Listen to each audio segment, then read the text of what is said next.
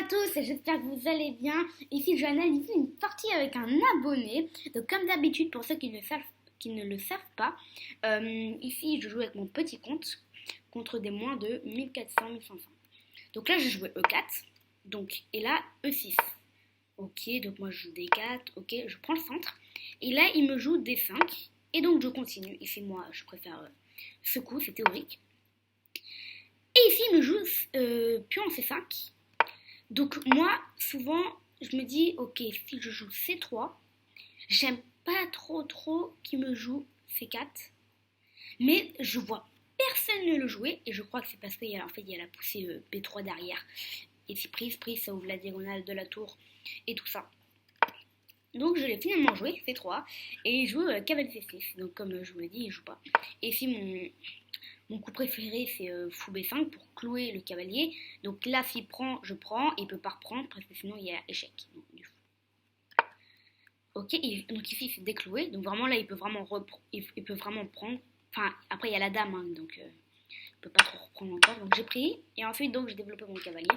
Et s'il prend, je prends du pion. Ok, donc là, il a joué fou B5. Ok, ça développe. Ah, moi, j'attaque. Ici, il vient en B3, en C4, pardon. Donc moi j'avais pensé à B3, mais je me suis dit, sur B3 en fait il peut tout simplement revenir. Donc je vais l'attaquer d'une autre manière. En fait je vais jouer cavalier D2 avec l'idée de B3 derrière. Mais donc là il rebouge, mais il a bougé quand même. Ça fait beaucoup hein. Première fois qu'il a bougé son fou. Deuxième fois. Troisième fois. Quatrième fois. Cinquième fois. Il a bougé 5 fois sans fou. Impressionnant. Enfin, quand je dis impressionnant, c'est pas bon, en fait, parce que dans l'ouverture, il faut quand même développer son fou, son cavalier, faire peut-être petit roc, tout ça. Donc là, je joue B3, donc avec idée qu'il peut pas trop pousser, en fait, parce que sinon je prends. Et s'il reprend, voilà, il y a madame qui arrive, ça attaque 2 fois. Bref, j'aimais bien cette position, donc après, il fait ce qu'il veut. Donc il a joué cavalier 7, donc il développe. Moi, je trouvais ça... c'est pas très mauvais, mais donc ça empêche quand même le fou de sortir. Et la dame d'avoir accès à la grande diagonale. Mais après, il peut le rebouger, quoi. Donc, je joue madame ici en C2. Et il rejoue son cavalier ici en C6, voilà, pour avoir un peu plus accès au pion. Ok, parfait. Je développe mon fou ici en A3 pour attaquer le pion. Et peut-être plus tard pour l'empêcher de faire petit roc. Et là, il joue fou E7. Donc, je mange un pion gratuit. Il rock, je remange. Moi, je gagne des matériels. Et ici, je joue C4. Ici, je me suis dit, en fait, s'il mange, je remange d'un pion, j'ai quand même beaucoup le centre. J'ai quand même ça, ça, ça, ça, ça, ça. Madame qui bam, toutes ces colonnes, j'ai beaucoup le centre. Donc, ici, il n'a pas pris, il a attaqué madame, je l'ai bougé. Il a bougé sa tour, donc là, le cavalier n'est pas en prise vu qu'il y a la dame ici qui protège. J'ai roqué. Il a pris, j'ai pris, donc j'ai tout le centre. Il a bougé son cavalier, donc ici je ne peux pas prendre parce que sinon la dame est en prise. Donc j'ai bougé ma dame, pour maintenant je peux vraiment prendre le cavalier, parce que là il n'y a plus la dame qui est ici en C3. Donc il rebouge son cavalier. Je trouve que quand même il y a 2015 bouge beaucoup les mêmes pièces. Ça c'est pas très fameux. Donc ici je bouge ma tour ici en B1 pour avoir 2 attaques sur le cavalier, dame et tour. Il rebouge une 3e fois. J'attaque encore son cavalier. Donc il le bouge une 4e fois, mais là il gagne un pion. C'est une petite erreur de ma part en fait. J'ai juste avancé mon pion comme ça bêtement. J'aurais pas dû en fait. J'aurais juste dû peut-être... Bah on va voir ce que dit l'ordinateur. Ouais voilà, j'aurais dû jouer dame E3 pour avoir accès au pion. Continuer à avoir la grande diagonale. Donc ici je perds un pion. Voilà, donc là j'ai eu un petit vis-à-vis avec la dame. Je sais pas si c'est lui qui s'est dit ça, mais pour info, ici il peut prendre. Faut pas se dire s'il prend, on prend la dame. Parce que s'il prend, il y a échec. Je l'avais vu ça, je me disais, ok, s'il prend, je reprends du cavalier, tout va bien. Et ici, je bouge ma dame avec un petit truc dans la tête, mais ça n'a pas marché. Je perds un autre pion ici. Mais en fait, je me suis dit que j'allais affaiblir son roi. Oui, ouais, effectivement. En fait, tour D1 c'est meilleur pour ensuite faire dame B1. Dame B1 pourquoi? Pour sortir cavalier pour attaquer, ça l'oblige de pousser un pion, ensuite on peut venir ici, mettre la reine ici, attaquer vachement le pion. C'est ce que je voulais faire, mais ici donc en fait j'ai oublié de protéger le pion qui était ici en D5. Il a mangé et je suis revenue en fait, parce que là j'avais même plus accès à la case avec le cavalier, donc j'ai juste perdu un temps. Ok, ici je viens, il attaque ma reine, donc je la bouge en E7. Je me suis dit, ah ouais, en fait, là, quand ma reine était là, je me suis dit, ah ouais, peut-être que je peux prendre. Il prend, et je peux peut-être venir ici avec ma tour, et s'il bouge sa dame, bah ici, bam, échec et mat. Mais là, je me suis dit, ah ouais, mais si je prends, il prend, pardon, si je prends, il prend, je bouge ma tour ici, et en fait, il peut venir là. Et il contrôle ici cette case. Ça n'a pas marché. Je madame ici en E7 donc, et il joue la somme. J'ai changé, parce que moi je suis souvent bon en finale. Ici je mets mon cavalier ici en D2, attaquant la tour. L'autre tour ne peut pas manger, parce que sinon il y a échec et mat, le mat du couloir, avec les 3 pions qui empêchent d'y aller. Donc il joue sa tour ici en G4.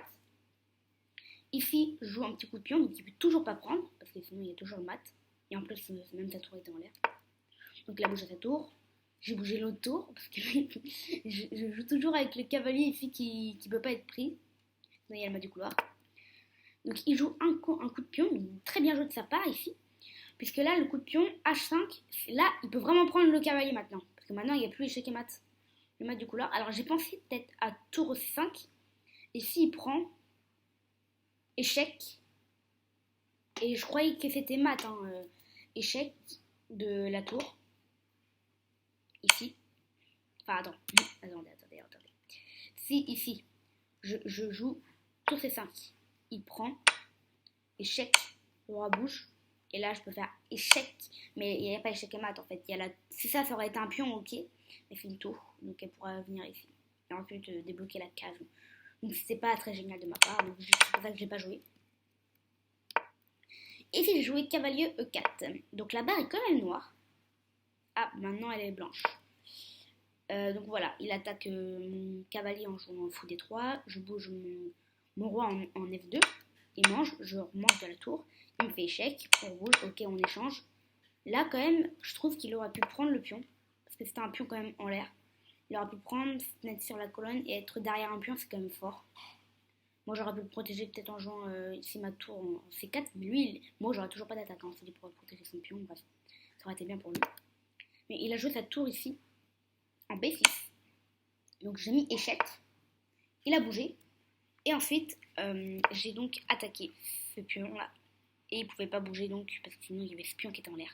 Donc il n'aura que pu attaquer mon pion en jouant tour B4. Mais il n'aura même pas pu manger, ou alors il aurait mangé, mais il aurait changé de matériel, parce que moi j'aurais mangé là. Ok. Donc pion en F6. Je me dis ok. Enfin, c'est bien, hein, donc, parce que son pion était attaqué, la seule façon de protéger c'était soit de jouer roi G6 ou peut-être roi G8, mais le meilleur je crois que c'était ça. Enfin après c'est pas le meilleur, hein, qui est l'ordinateur, ou peut-être tour F6 quand même. Je joue mon pion ici, il met échec, j'ai bougé.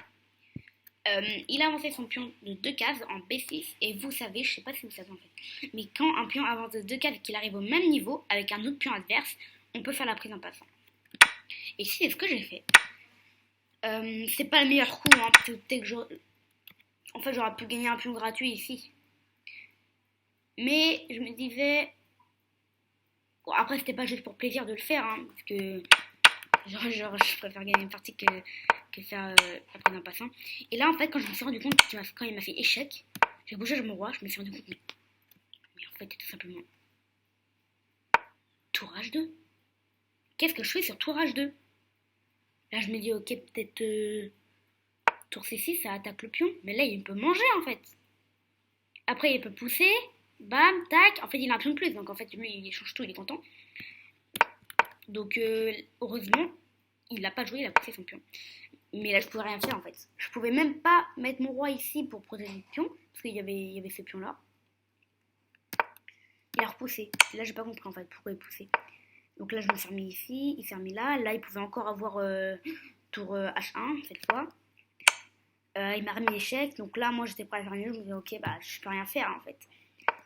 Donc, on jouait, bien sûr, en 15 minutes plus 10, parce que là, j'ai fait 20 minutes 52.